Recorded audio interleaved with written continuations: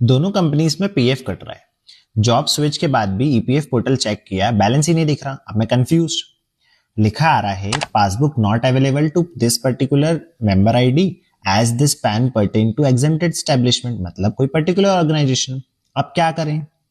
मुझे लगा दोनों जगह पीएफ कट रहा है तो ईपीएफओ में सब ऑटोमेटिकली शो हो जाएगा, बट रियलिटी ये होती है आजकल न्यू ऑर्गेनाइजेशन का अपना एक एग्जेम्प्टेड पीएफ ट्रस्ट होता है।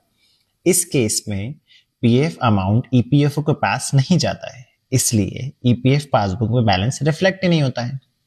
अब ऐसे केसेस में हमको सिर्फ हमारा जो एम्प्लॉयर या एचआर होता है पर्टिकुलर कंपनी का, उससे हमें डायरेक्टली पूछना होता है पीएफ ट्रस्ट का बैलेंस एंड स्टेटमेंट जो भी होता है कि वो क्या है। जब भी आप जॉब छोड़ें, आप अगर एक कंपनी से दूसरी कंपनी में स्विच कर रहे हैं तो उसका जो पीएफ होता है उसका एक न्यू ईपीएफ अकाउंट नंबर जो हो मिलेगा आपको, तो पुराने वाले को आपको एक फॉर्म 13 फिल करना होता है। उससे आप अपने ईपीएफओ अकाउंट में सारा अमाउंट ट्रांसफर करवा सकते हैं, क्योंकि नई कंपनी में आपका नया ईपीएफ नंबर होता है। हर कंपनी अपना नया नया ईपीएफ नंबर खोलती है और यूएन एक ही होता है, उसके अंदर आपका सारा लिंक हो जाता है। अब ट्रांसफर नहीं किया तो पीएफ अमाउंट पुराने ट्रस्ट में अटक सकता है और फ्यूचर विड्रॉल में डिले आ सकता है। घबराने की बात नहीं है, कहीं जाएगा नहीं, बट थोड़ा सा डिले हो जाएगा।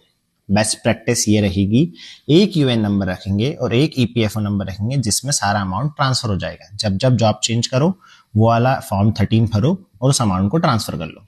इस रील को सेव करो, जॉब स्विच के बाद पीएफ चेक करना मत भूलना, और ऐसे अवेयरनेस वाले कंटेंट के लिए फॉलो करो।